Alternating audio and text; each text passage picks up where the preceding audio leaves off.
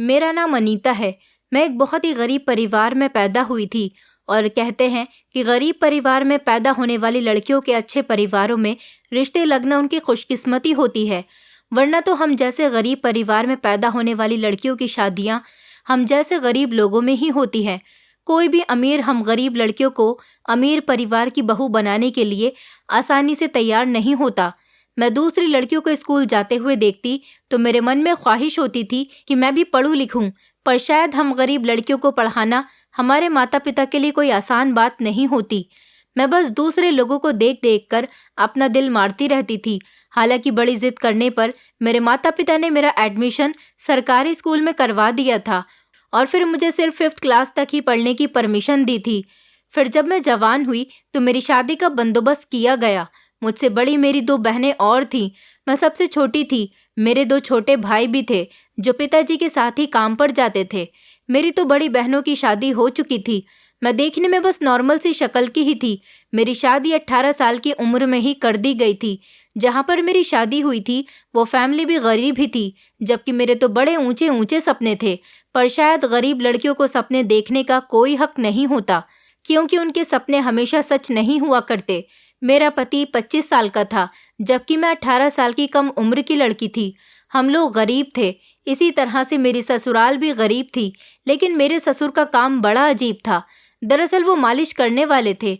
जब मेरे लिए मेरे पति का रिश्ता आया तो भी इस बारे में काफ़ी बातें की गई थी, क्योंकि हमारे इस ज़माने में मालिश करने वालों को अच्छा नहीं समझा जाता है। लोग कहते हैं कि मालिश करने वालों के गलत लोगों के साथ रिलेशन होते हैं।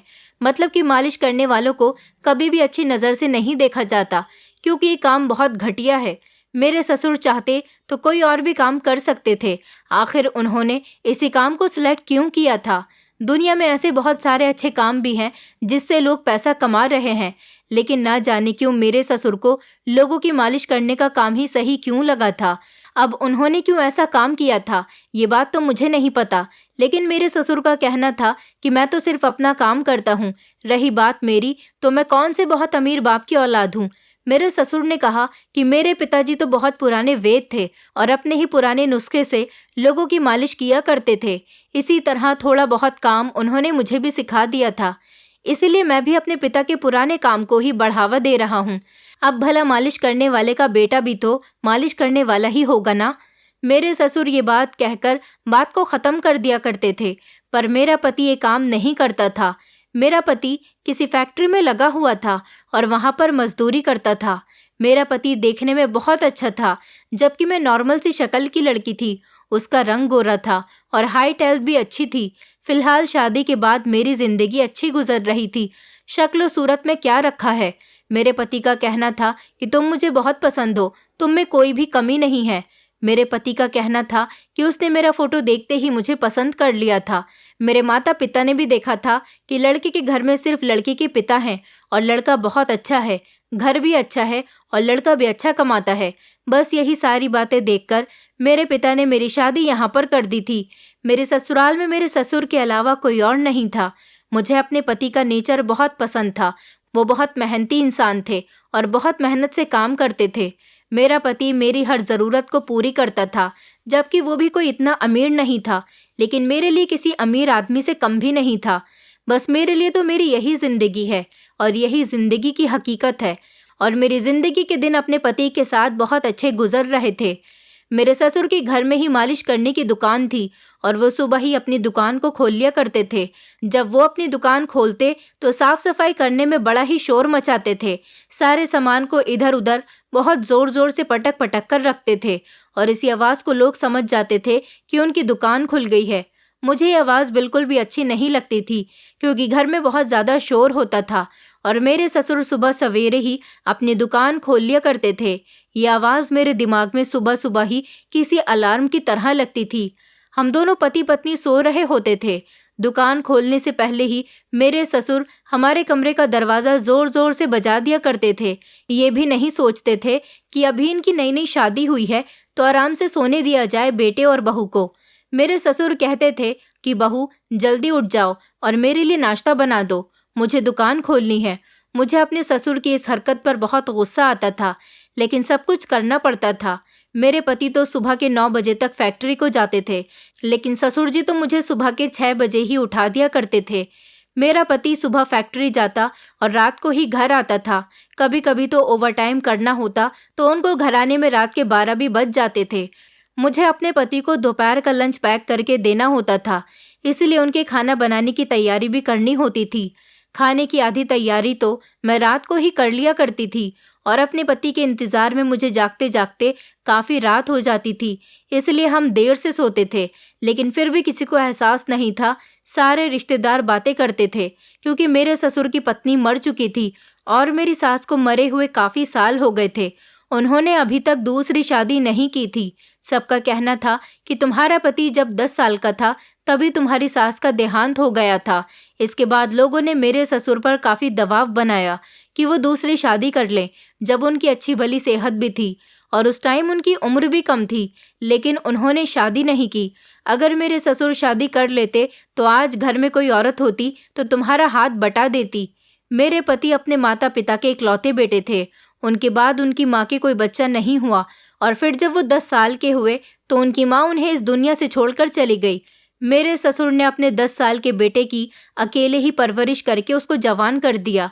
मैं दिल में सोच रही थी कि अच्छा हुआ मेरे ससुर ने शादी नहीं की, क्योंकि एक तो वो मेरी सास होती और फिर ऊपर से सौतेली सास होती जो मेरा जीना दुश्वार कर देती। इन हरकतों में तो मेरे ससुर भी कुछ कम नहीं थे। उनकी तो घर में ही दुकान थी, इसलिए वो बार बार घर के अंदर आते जाते रहते और अपनी डिमांड्स रखते रहते थे। दिन में ना जाने कितने टाइम तो चाय पीते थे। मैं अपने ससुर के कामों में ही लगी रहती थी और उनके काम थे कि ख़त्म होने का नाम ही नहीं लेते थे। मेरे ससुर ने एक दिन एक ऐसी हरकत की जिससे मैं हैरान रह गई थी। उनके साथ घर में एक आदमी दाखिल हुआ था जिसको मैं नहीं जानती थी, क्योंकि अभी मेरी शादी को सिर्फ 15 दिन ही गुजरे थे। अभी मैं अपने ससुराल के सारे रिश्तेदारों को भी अच्छी तरह से नहीं जानती थी, इसलिए मुझे लगा कि शायद ये लड़का उनका कोई रिश्तेदार होगा। उसने आगे बढ़कर मुझे नमस्ते किया और मैंने उसके नमस्ते का जवाब दे दिया और तभी मैं पीछे पलट गई थी। मेरे ससुर ने मुझे कहा भी नहीं कि उनके लिए चाय बना दो। अगर वो रिश्तेदार होता तो मेरे ससुर ज़रूर चाय के लिए कहते। मेरे ससुर उसको अपने कमरे में लेकर चले गए थे और कमरे का दरवाज़ा अंदर से बंद कर लिया था। मैं हैरान हो गई थी कि ये क्या हुआ है। अभी अभी कौन आया हमारे घर में जिसको मेरे ससुर डायरेक्ट अपने कमरे में लेकर चले गए, जबकि मेरे ससुर अपने सारे कस्टमर को अपनी दुकान में ही देखते थे। अभी तक तो मैंने ऐसा ही देखा था कि जो भी मेरे ससुर से मालिश करवाने के लिए आता वो दुकान में आता और दुकान से ही वापस लौट जाता था। ये कौन था जिसे मेरे ससुर घर के अंदर तक लेकर आए थे और अपने कमरे में भी ले गए थे और मुझसे ये भी नहीं कहा कि इसके लिए चाय बना दो। लगभग 1 घंटे के बाद वो लड़का बाहर निकला। उसने जाते जाते मेरे ससुर को उनके पैसे दिए और कहा कि तुम्हारे हाथों में तो जादू है। मेरे पूरे शरीर को सुकून मिल गया। ऐसा लगता है कि मैं फिर से जवान हो गया हूँ। और वो लड़का चला गया था।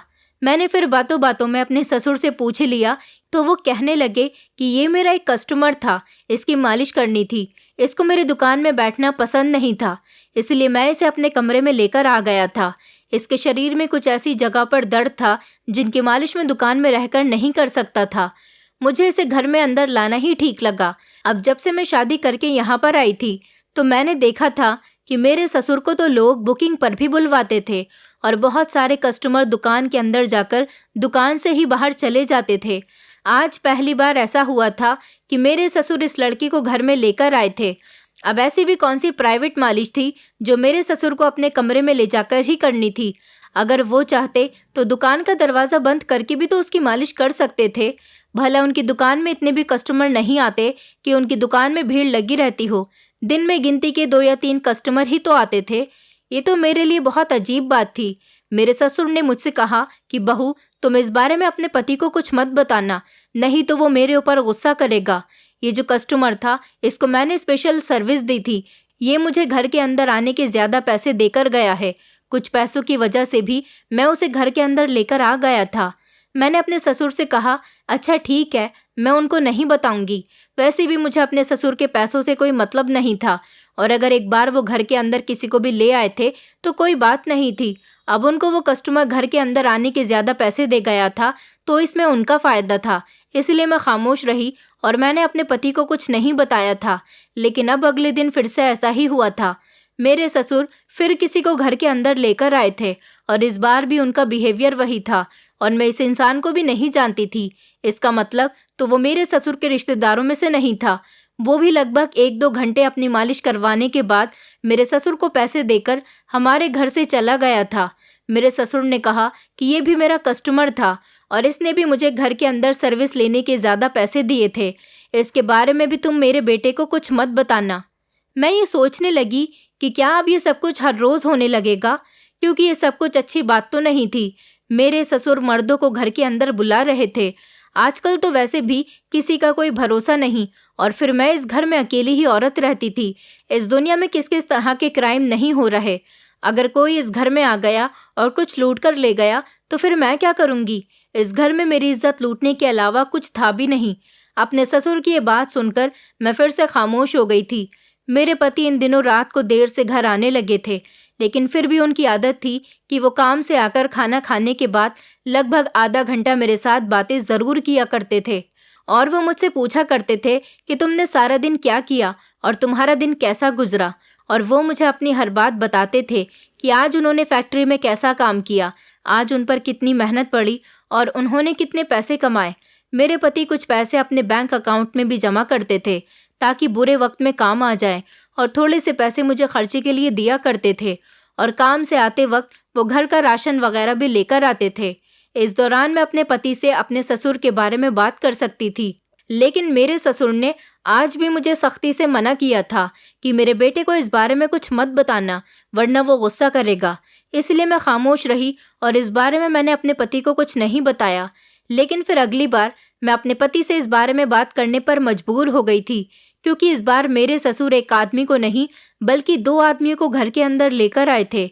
एक आदमी को वो कमरे के अंदर लेकर चले गए और जबकि दूसरे आदमी को उन्होंने कमरे के बाहर पहरा देने के लिए खड़ा कर दिया। मैं आंगन की झाड़ू लगा रही थी। मेरे ससुर का कमरा मेरे कमरे के बिल्कुल सामने था। वो आदमी चारों तरफ नजरें दौड़ा दौड़ा कर देख रहा था और साथ ही साथ मुझे भी घूर घूर कर देख रहा था। हमारा किचन भी आंगन में ही बना हुआ था। भला शाम का टाइम हो रहा था और मुझे रात के लिए खाना भी पकाना था, इसलिए मेरा आंगन में रहना बहुत ज़रूरी था, वरना खाने को देर हो जाती। हमारा खुला हुआ किचन था, इसलिए वो मुझे बार बार देख रहा था। लेकिन मैंने अपने साड़ी के पल्लू को सर पर रख लिया और थोड़े से पल्लू से अपना चेहरा भी ढक लिया और खाना पकाती रही। मैं जब भी उस आदमी की तरफ ध्यान देती तो देखती कि उसकी नज़र मुझ पर ही होती थी। मैं अब उसकी नज़रों से बहुत तंग आ गई थी, इसलिए मैं अपने कमरे के अंदर चली गई। मैंने चूल्हे पर बनते हुए खाने को छोड़ दिया और गैस ऑफ करके अपने कमरे में आ गई, क्योंकि मैं अब उसकी नज़रें खुद पर और ज़्यादा बर्दाश्त नहीं कर सकती थी। मैं जब कमरे में आई तब भी वो मुझे ही देख रहा था, क्योंकि वो मेरे कमरे के बिल्कुल सामने ही खड़ा हुआ था। इस टाइम मुझे बहुत डर लग रहा था, क्योंकि न जान न पहचान और ये इंसान हमारे घर में मौजूद था और मेरे ससुर अपने कस्टमर के साथ कमरे के अंदर थे। मैं घर में अकेली थी। अगर कुछ ऐसा वैसा हो जाता तो किसी को क्या पता चलता कि बाहर क्या हो रहा है। अगर ये आदमी मुझ पर हमला कर देता तो मेरे ससुर के बाहर आने तक तो मेरी इज्जत लुट चुकी होती। अब मैं अकेली भी क्या कर सकती थी। इस घर में कोई दूसरा मौजूद भी तो नहीं था जिससे मैं मदद मांग लेती, या फिर मैं अपने घर को छोड़कर कहीं जा भी तो नहीं सकती थी, क्योंकि मैं अभी आस पड़ोस के लोगों को जानती भी नहीं थी। अब बिना जान पहचान के तो मैं किसी के घर पर भी जाकर नहीं बैठ सकती थी, इसलिए मैंने अपने कमरे में ही आना बेहतर समझा। मैंने अब अपने कमरे के दरवाजे को अंदर से बंद कर लिया था, क्योंकि मुझे डर लग रहा था कि कहीं ये मेरे कमरे के अंदर ना आ जाए और दरवाजे को अंदर से बंद करके मेरे साथ कुछ गलत न कर दे। मैं इस तरह से मुसीबत में भी तो आ सकती थी, इसलिए मैंने खुद ही कमरे के दरवाजे को अंदर से बंद कर लिया और बेड पर बैठ गई और इस आदमी के जाने का इंतज़ार करने लगी कि कभी ये जाए और कब मैं बाहर निकलकर खाना पकाऊं। थोड़ी देर बाद मेरे कमरे का दरवाज़ा बजने लगा। मुझे लगा कि शायद वो आदमी जा चुका है और मेरे ससुर दरवाज़ा बजा रहे हैं, इसलिए मैंने बिना कुछ कहे ही दरवाज़ा खोल दिया। मैंने देखा कि दरवाजे पर वही आदमी मौजूद था। मैंने कहा, क्या है? तो वो कहने लगा, मुझे आपसे कुछ बात करनी है। वो बहुत आराम से बात कर रहा था, लेकिन मैंने उसे गुस्से से जवाब दिया था, क्योंकि मेरी माँ ने मुझे समझाया था कि अगर कोई अनजान इंसान तुमसे बात करे तो उससे तुम्हें गुस्से से ही बात करनी है, अपनी तरफ से उसे इज्जत से बात नहीं करनी। उसने कहा कि प्लीज़ मुझे एक गिलास पानी मिल जाएगा, गर्मी बहुत हो रही है और मुझे यहाँ पर खड़े हुए काफ़ी टाइम हो गया, इसलिए बहुत तेज़ प्यास लग रही है। मैंने कहा ठीक है। मैं कमरे से बाहर निकल गई और ग्लास में पानी कर दिया। मैं पानी का ग्लास लेकर उसके करीब नहीं गई, बल्कि ग्लास में पानी करके साइड पर रखी हुई चेयर पर रख दिया। वो भी महसूस करने लगा कि मैं उससे अनकंफर्टेबल फील कर रही हूँ। थोड़ी देर के बाद मेरे ससुर ने उसे अपने कमरे के अंदर बुला लिया तो मेरी जान में जान आ गई थी। लेकिन एक और मुसीबत मेरे सामने आ गई। मेरे ससुर ने उस आदमी को तो अंदर बुला लिया जो बाहर था, लेकिन जो पहले से ही अंदर था अब वो बाहर आ चुका था, जबकि इस आदमी का काम हो चुका था और उसे चले जाना चाहिए था। लेकिन शायद ये दोनों एक दूसरे के साथ आए थे। वो एक दूसरे को जानते थे, इसलिए उनको एक दूसरे के साथ ही जाना था। मैं तो बहुत ज़्यादा परेशान हो रही थी और इधर मुझे खाना पकाने में लेट हो रहा था। अब मैं फिर से वापस अपने कमरे में आ गई और कमरे के दरवाजे को अंदर से बंद कर लिया। मैं अपना सर पकड़कर बैठ गई थी कि मैं क्या करूं। अब मैंने सोच लिया था कि मैं अपने पति को आज सब कुछ बता दूंगी, क्योंकि मैं अब हर रोज़ तो इस तरह से परेशान नहीं हो सकती और ये बात कोई छुपाने वाली भी नहीं है। इस दूसरे वाले आदमी ने तो और भी ज़्यादा घटिया हरकत की थी। मैंने घंटे में टाइम देखा तो काफ़ी देर हो चुकी थी और मुझे खाना पकाने में बहुत लेट हो रहा था। मैं तंग आकर कमरे से बाहर निकल गई थी और अपने खाना पकाने में बिजी हो गई थी। उस आदमी ने मुझे देखकर कहा कि क्या आपकी नई नई शादी हुई है? मैंने उसे कहा कि तुमसे क्या मतलब, मेरी नई शादी हुई हो या नहीं? वो कहने लगा, मैं इसीलिए पूछ रहा हूँ क्योंकि आपके कपड़े देखकर लग रहा है। वो मेरे कपड़े देख रहा था, इसका मतलब ये था कि वो मेरा शरीर भी देख रहा है। मुझे उसकी इस बात पर बहुत ज़्यादा गुस्सा आया था। मैं उसकी इस घटिया बात पर बिल्कुल खामोश रही और अपने काम में ध्यान बटाए रही। थोड़ी देर के बाद मेरे ससुर उन दोनों आदमियों को लेकर घर से बाहर चले गए थे। तब जाकर मैंने सुकून भरा सांस लिया था। मेरी अपने ससुर से कोई बात नहीं हुई थी, क्योंकि वो उसके बाद मेरे पति के आने से पहले घर में नहीं आए थे। रात को जब मेरे पति घर आए तो मैंने उनको ये सब कुछ बता दिया था। मेरे पति को तो ये बात सुनकर बहुत गुस्सा आया था। उन्होंने कहा कि तुम्हें तो ये बात मुझे पहले से ही बता देनी चाहिए थी। मैंने कहा कि लेकिन आपके पिताजी ने मुझे मना किया था कि इस बात के बारे में अपने पति को मत बताना, और फिर मैंने सोचा कि वो मेरे बड़े हैं और मुझे उनका कहना मानना चाहिए, इसलिए मैंने उनकी बात मान ली थी और आपको नहीं बताया था। लेकिन अब तो हद ही हो गई है। अब तो मुझे घर में रहते हुए भी बहुत ज़्यादा डर लगने लगा है, क्योंकि आज जो आदमी आए थे वो दोनों ही बहुत ज़्यादा डरावने से लग रहे थे और मैं घर में अकेली थी। मैं कहाँ जाती? घर से निकलकर भी तो कहीं नहीं जा सकती थी। मेरे पति ने कहा कि मैं पिताजी से बात करता हूँ। उन्होंने अपने पिताजी से बात की और फिर उन दोनों बाप बेटे के बीच झगड़ा शुरू हो गया। मेरे पति कमरे में वापस आए तो उन्होंने कहा कि वो जो कर रहे हैं उन्हें करने दो, आगे से कभी तुम मेरे पिता के मैटर में नहीं बोलोगी। मैंने अपने पति से कहा कि ये क्या बात हुई? आपने तो कहा था कि मैं जाकर बात करता हूँ। आप तो बड़े खुश होकर बाहर गए थे बात करने के लिए, फिर क्या हुआ? ये बात करके आए हो? मेरे पति कहने लगे कि पिताजी को तो बहुत गुस्सा आ गया है कि ये मेरा घर है, मैं यहाँ जो चाहे वो करूँ। अगर तुम्हें मुझसे प्रॉब्लम है तो तुम यहाँ से जा सकते हो, और अगर आगे से तुम्हारी पत्नी ने मेरे किसी भी काम में रुकावट डालने की कोशिश करी तो मैं खुद तुम दोनों पति पत्नी को घर से बाहर निकाल दूंगा। देखो, हम गरीब लोग हैं, मेरी भी इतनी मजदूरी नहीं है, मैं बड़ी मेहनत से पैसा कमाता हूँ। अब मैं अलग मकान तो नहीं खरीद सकता और ना ही किराए के मकान में जा सकता हूँ, इसीलिए इस घर में जो हो रहा है उसे होने दो। इससे तुम्हें कोई प्रॉब्लम नहीं होनी चाहिए। अगर किसी वजह से पिताजी ने हमें निकाल दिया तो हमारे पास जाने की कोई और जगह भी नहीं है, क्योंकि ये घर मेरे पिता के नाम है। इसलिए वो जो भी करते हैं चुपचाप खामोशी से बर्दाश्त करती रहो। मैंने अपने पति से कहा, ये क्या बात हुई? अगर कल को किसी ने मेरे ऊपर हमला कर दिया तो मैं क्या करूँगी? तुम क्या समझते हो कि मैं किसी से भी लड़ाई झगड़ा करने के लिए तैयार हूँ? मेरे अंदर बहुत ताकत है, मैं अपना बचाव नहीं कर सकती। तो मेरे पति ने कहा कि बुरी बुरी बातें मत सोचा करो, कभी कुछ नहीं होगा। तुम खुद तो परेशान हो रही हो, साथ में मुझे भी कर रही हो। मैं रात को जल्दी घर आ जाया करूँगा, इससे ज़्यादा मैं तुम्हारे लिए कुछ और नहीं कर सकता। अपने पति की बात सुनकर तो मैं हैरान हो गई थी कि मेरा पति तो बड़े शौक के साथ अपने पिता की इन बातों को सुनकर वापस आ गया था। इज्जतदार लोगों के लिए ये बात बहुत बड़ी होती है कि घर में औरत के होते हुए अनजान लोगों का आना जाना गलत बात है, पर यहाँ मेरे पति को तो कोई फर्क ही नहीं पड़ रहा था। मैं अपने पति से अगर और कुछ कहती तो वो कहते कि मुझे परेशान मत करो, मैं पहले से ही बहुत परेशान हूँ, मेरे दिमाग पर बहुत सारी मुसीबतें हैं, मैं और ज़्यादा मुसीबत में नहीं फंसना चाहता। मैंने भी फैसला कर लिया था कि मैं अब अपने पति को और तंग नहीं करूंगी। मेरे ससुर पहले तो उम्रदार आदमियों को घर लेकर आ रहे थे, लेकिन अब तो वो जवान लड़कों को भी घर लेकर आने लगे थे। इससे पहले जवान लड़का सिर्फ एक बार ही आया था। मैंने सोचा कि इतने सालों से मेरे ससुर का काम उनकी दुकान में ही चल रहा है, अब मेरे आने से भला मेरे ससुर ऐसी कौन सी प्राइवेट सर्विस उनको कमरे के अंदर देने लगे। मेरी तो कुछ भी समझ नहीं आ रहा था। इन लड़कों की उम्र 18 साल से कम होती थी और मैं ये सोचकर हैरान हो रही थी कि इन लड़कों को भला मालिश की क्या ज़रूरत है। जवान हैं, हट्टे कट्टे हैं, अच्छा खा पी कर अपनी सेहत बना सकते हैं। दिन इसी तरह से गुजरने लगे।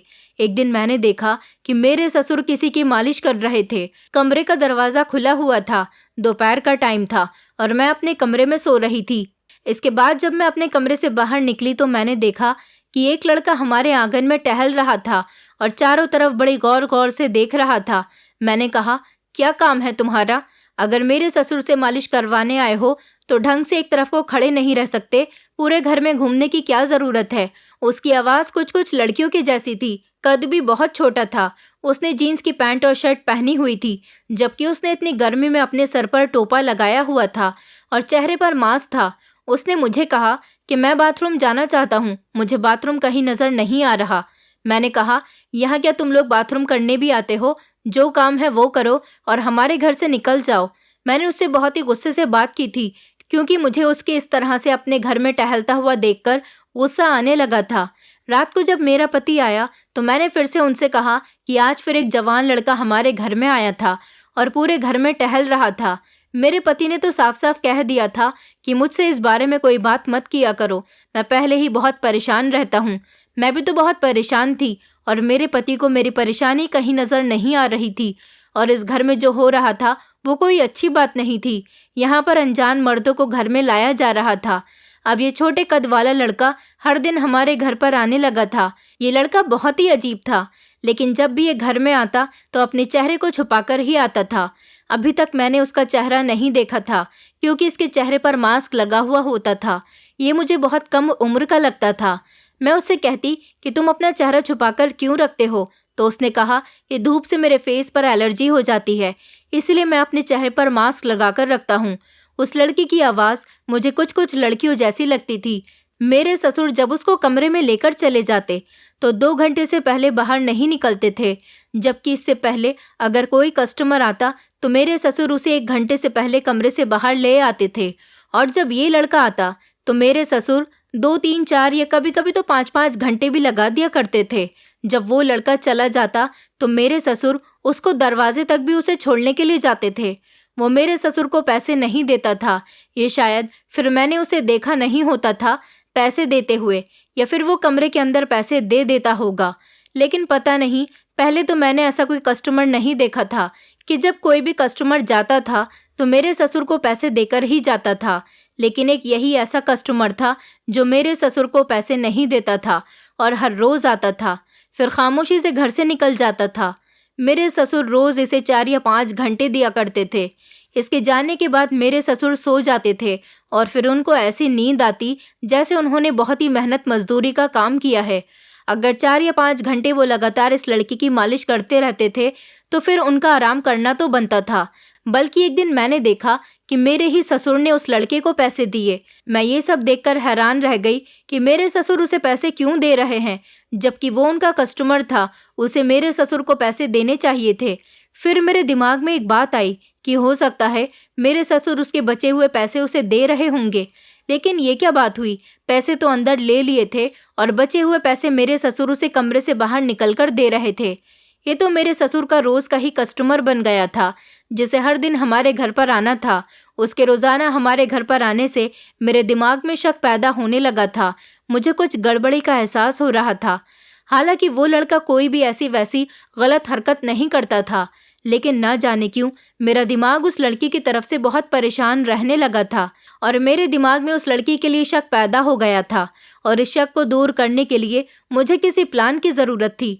अगर मैं अपने ससुर पर नजर रखती तो कोई फायदा नहीं होता।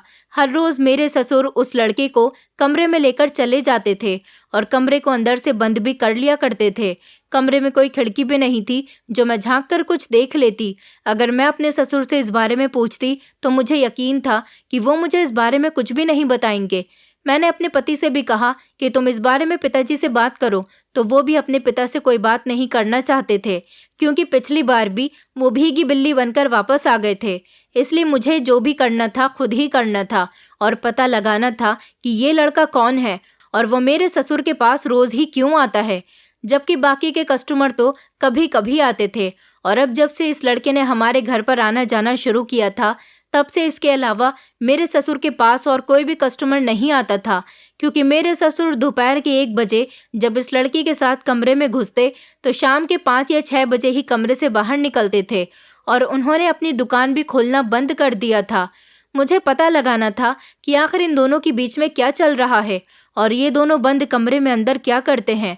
मेरे ससुर जब उस लड़के को कमरे के अंदर लेकर जाते तो खुद उसे अंदर बिठाकर थोड़ी देर के लिए घर से बाहर चले जाते थे और फिर जब वो घर में आते तो ऐसा लगता था जैसे वो कोई चीज़ छुपाकर घर के अंदर लेकर आ रहे हैं। मुझे ये सब कुछ जानना था और एक दिन मेरे प्लान के मुताबिक सब कुछ होने लगा। वो लड़का जब घर पर आया तो मेरे ससुर घर पर नहीं थे और उस दिन वो अपनी नज़र चुराते हुए मुझसे अपनी लड़कियों वाली आवाज़ में पूछने लगा कि वो आपके ससुर कहाँ हैं। मैंने कहा कि उनके किसी दोस्त की तबीयत खराब है, वो उसे अस्पताल में देखने के लिए गए हैं, थोड़ी ही देर में आ जाएंगे, तुम कमरे में जाकर बैठ जाओ, वो थोड़ी देर में आते ही होंगे। उसको मैंने कमरे में भेज दिया और उससे कहा कि मैं दरवाज़ा बंद करके पड़ोस वाले घर में जा रही हूँ, अगर मेरे ससुर दरवाज़ा बजाएं तो तुम दरवाज़ा खोल देना। वो लड़का भी मेरे ससुर के कमरे में ही बैठा हुआ था। वो कहने लगा कि ठीक है, आप चली जाओ। मैं घर से बाहर नहीं गई थी और मैंने दरवाजे को नॉर्मल तरीके से बंद कर दिया था। मैं अपने कमरे में छुप गई थी और मैंने सोच लिया था कि जब मेरे ससुर घर का दरवाज़ा बजाएंगे तो ये लड़का दरवाज़ा खोलने के लिए जैसे ही कमरे से बाहर निकलेगा, मैं फ़ौरन अपने कमरे से निकलकर अपने ससुर के कमरे में छुप जाऊंगी और देखूंगी कि ये दोनों आपस में क्या करते हैं। मैंने ऐसा ही किया। थोड़ी देर में मेरे ससुर ने दरवाज़ा बजाया। वो लड़का कमरे से बाहर निकला और दरवाज़ा खोलने के लिए कमरे से निकल गया। मैं चोरी चुपके अपने कमरे से भागकर फ़ौरन अपने ससुर के कमरे में चली गई। मेरे ससुर के कमरे में अलमारी रखी हुई थी और उसके बराबर में थोड़ी सी जगह खाली थी। मैं अलमारी के पीछे छुप गई। जैसे ही वो दोनों कमरे के अंदर आए, मेरे ससुर ने दरवाज़ा बंद करने की कोशिश की, लेकिन वो लड़का कहने लगा कि दरवाज़ा बंद मत करो पिताजी, भाभी घर से गई हुई है। मेरे ससुर ने कहा कि अच्छा ठीक है, वो तुम्हें बताकर गई है क्या? उसने कहा हाँ, उन्होंने मुझसे कहा था कि वो पड़ोस वाले घर में जा रही है और जब उनके ससुर आए तो मैं दरवाज़ा खोल दूं। ये बात सुनकर तो जैसे मेरे पैरों तले से ज़मीन निकल गई थी। मैं सोच रही थी कि इस लड़के ने मेरे ससुर को पिताजी कहा है, ये बात सच है या फिर मुझे कुछ गलत सुनाई दिया है। लेकिन फिर उसके बाद जो हुआ वो देखकर तो मेरे होश उड़ गए थे। उसने फ़ौरन ही अपने सर से टोपा उतार दिया तो उसके सारे बाल खुल गए थे। उसके बहुत लंबे लंबे बाल थे और तो और जब उसने अपने चेहरे से मांस हटाया तो ये देखकर भी मैं हैरान रह गई थी, क्योंकि ये बिल्कुल लड़की लग रहा था, बल्कि ये लड़का नहीं लड़की ही था। मेरी तो कुछ भी समझ में नहीं आ रहा था कि आखिर ये सब कुछ क्या हो रहा है। मेरे ससुर कहने लगे तुम्हें इतनी गर्मी में परेशान होना पड़ता है और इस तरह से लड़कों वाले कपड़े पहनने पड़ते हैं। वो लड़की कहने लगी कोई बात नहीं पिताजी, आपसे मिलने के लिए मैं इतना तो कर ही सकती हूँ। मेरा इस दुनिया में आपके अलावा ही कौन है और जिस दिन मैं आपसे नहीं मिलती मेरा दिन अच्छा नहीं गुजरता। कुछ भी करके मुझे वक्त निकाल कर आपके पास आना ही होता है। मेरे ससुर कहने लगे मुझे लगता है कि बहू को धीरे धीरे शक होने लगा है। वो तो अच्छा है कि यहाँ पर पहले भी कस्टमर कई बार मेरे कमरे में आ चुके हैं। वो लड़की कहने लगी नहीं पिताजी, भाभी को मेरे ऊपर अभी तक शक नहीं हुआ। उनको यही लगता है कि मैं लड़का हूँ। अगर ऐसा कुछ होता तो वो मुझसे पूछने की कोशिश ज़रूर करती, लेकिन उन्होंने कभी मुझसे कोई सवाल नहीं किया। मैं उन दोनों की बातें बड़ी हैरानी से सुन रही थी।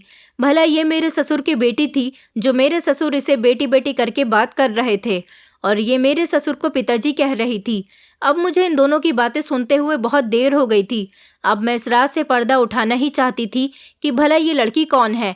इसलिए मैं उन दोनों के बीच में आकर खड़ी हो गई और मुझे देखकर दोनों के चेहरे का रंग उड़ गया। मैंने कहा ये सब कुछ क्या हो रहा है? वो लड़की जल्दी से अपना मास्क ढूंढने लगी ताकि अपने चेहरे को छुपा सके। मैंने कहा, मैडम, अब आपको अपना चेहरा छुपाने की कोई ज़रूरत नहीं, क्योंकि मैं समझ गई हूँ कि तुम कोई लड़का नहीं बल्कि एक लड़की हो और तुम काफ़ी दिनों से मुझे बेवकूफ़ बना रही हो। मैंने अपने ससुर की तरफ देखा और उनसे कहा कि अब आप मुझे साफ साफ बता दो कि ये लड़की कौन है, वरना मैं ये सब कुछ आपके बेटे को बता दूंगी। वो लड़की कहने लगी, भाभी, पिताजी से इस तरह की कोई बात मत करो, मैं आपको सब कुछ बताती हूँ। मेरे ससुर एक तरफ को सर झुकाए हुए खड़े थे। उसने मुझे बताया कि ये मेरे पिता हैं, हम दोनों का कोई गलत रिश्ता नहीं है और ये मेरे सगे पिता हैं। इससे पहले कि वो लड़की और कुछ कहती, मेरे ससुर ने कहा कि आगे की बात मैं तुम्हें बताता हूँ बहू। मेरे ससुर कहने लगे, बहू, दरअसल जब मेरी पत्नी की मौत हुई थी उसके 2 साल बाद मैंने दूसरी शादी कर ली थी, चोरी चुपके से। इसके बारे में मैंने अपने बेटे को नहीं बताया था और फिर मेरी दूसरी पत्नी से मेरी ये बेटी पैदा हुई थी। मेरी दूसरी पत्नी इस घर में कभी नहीं आई थी, बल्कि मैं ही उसके घर जाता था। मेरी दूसरी पत्नी के माता पिता इस दुनिया में नहीं थे। मैंने उससे शादी करके उसको सहारा दिया था और उसको अपना नाम दिया था। मैं उसके घर खर्चा पानी का सारा सामान देकर आता था। मैंने इस रिश्ते को अपने बेटे से छुपाकर इसलिए रखा क्योंकि जिस औरत से मैंने शादी की थी वो पहले एक तवायफ थी और इस नर्क से बाहर निकलना चाहती थी। मैंने उससे शादी करके उसे इस नर्क से निकाल दिया और उसे एक अलग घर लेकर दे दिया। वो दूसरे घर में रहती थी। इसी तरह से उसने पूरे 15 साल गुजार दिए और मेरे बेटे को मेरी दूसरी शादी और मेरी बेटी के बारे में कुछ नहीं पता चल सका। अभी पिछले 6 महीने पहले मेरी दूसरी पत्नी की किसी बीमारी की वजह से मौत हो गई और तब से ही मेरी ये बेटी बेसहारा हो गई। और फिर तुम भी शादी करके इस घर में आ गई। जब तुम्हारी शादी नहीं हुई थी तभी मेरे बेटे के पीछे यहाँ मुझसे मिलने के लिए आती थी, पर जब से तुम इस घर में आई हो मेरी बेटी घर में आने से डरने लगी थी। मेरी बेटी के पास तो मुझे जाने का टाइम ही नहीं होता था। इसीलिए मैंने इसे बताया कि तुम लड़के का रूप बदलकर मेरे घर पर मुझसे मिलने के लिए आ जाया करो। मैं बहू से कह दूंगा कि ये मेरा कस्टमर है, तभी ये मुझसे मिलने के लिए आती थी। मैं इसे खर्चे के कुछ पैसे और इसकी ज़रूरत का सामान लाकर दे देता हूँ। ये मेरी बेटी है और अगर मेरे बेटे को इस बारे में पता चल गया कि ये एक ऐसी औरत की बेटी है जो तवायफ थी, तो मुझे पता है कि कभी वो मेरी इस शादी को एक्सेप्ट नहीं करेगा। इसलिए मैंने इतने सालों से उससे ये बात छुपा कर रखी और उसे अपनी बेटी के बारे में भी इसलिए ही नहीं बताया था। अपने ससुर की ये बात सुनकर मैं बहुत शर्मिंदा हुई थी कि मेरे ससुर ने तो किसी बेसहारा औरत से शादी करके उसे सहारा दिया था। मेरे ससुर ने कहा कि सारे कस्टमर दुकान में ही आते हैं, लेकिन मुझे अपनी बेटी को घर में बुलाना था।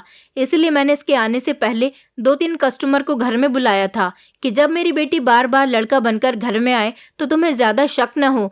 मैंने अपने ससुर से कहा कि मुझे माफ़ कर दीजिए पिताजी, मैंने आप पर शक किया और अब मेरी नंद चोरी चुपके आपसे मिलने नहीं आएगी। आपने कुछ गलत नहीं किया। मैं खुद अपने पति से इस बारे में बात करूंगी। जब रात को मेरे पति घर पर आए तो मैंने उनसे उनकी बहन को मिलवाया और फिर मैंने उसको कभी अपने घर से बाहर नहीं जाने दिया, क्योंकि उस बेचारी की माँ भी इस दुनिया से चली गई थी। एक पिता ही तो उसका सहारा थे जिनसे वो चोरी चुपके मिलने के लिए आती थी और सारा दिन वो अपने घर में अकेली रहती थी। अब मैंने ठान लिया था कि मैं भी तो इस घर में सारा दिन अकेली रहती हूँ। मेरी नंद अब मेरे साथ ही इस घर में रहेगी।